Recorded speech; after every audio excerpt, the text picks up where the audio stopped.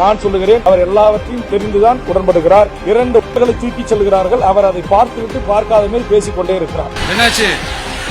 தண்ணி கொடுங்கப்பா, தண்ணி பாட்டில் கொடுங்க. என்னப்பா ஆம்புலன்ஸ்ல நம்ம கொடி இருக்குது?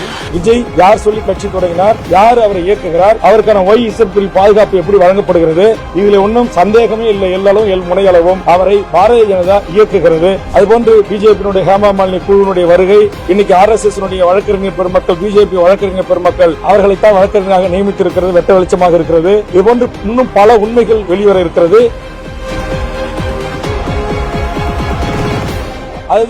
அதுதான் நீங்கள் அரசியலுக்காக கூட்டணிக்காக இதை செய்கின்றீர்கள் என்று உடனடியாக மாண்புமிகு முதலமைச்சர் அவர்கள் எதிர்க்கட்சி தலைவருடைய கூற்றை உடைத்தெறிந்திருக்கிறார்.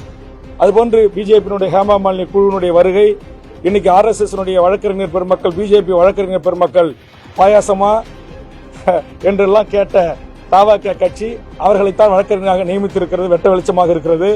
இதுபோன்று இன்னும் பல உண்மைகள் வெளிவர இருக்கிறது.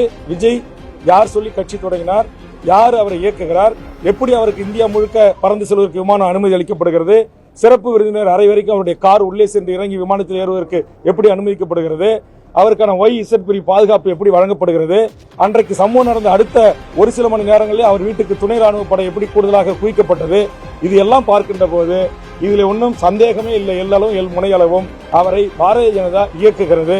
குறிப்பாக திமுக என்கிற அரசியல் கட்சியை அதிகாரத்திலிருந்து அகற்ற வேண்டும் என்பதற்காக சனாதன சங்கிகள் மிகப்பெரிய அளவில் வேலை செய்கிறார்கள். அதற்கு விஜய் அவர்களை பலியாக ஆக்கியிருக்கிறார்கள்.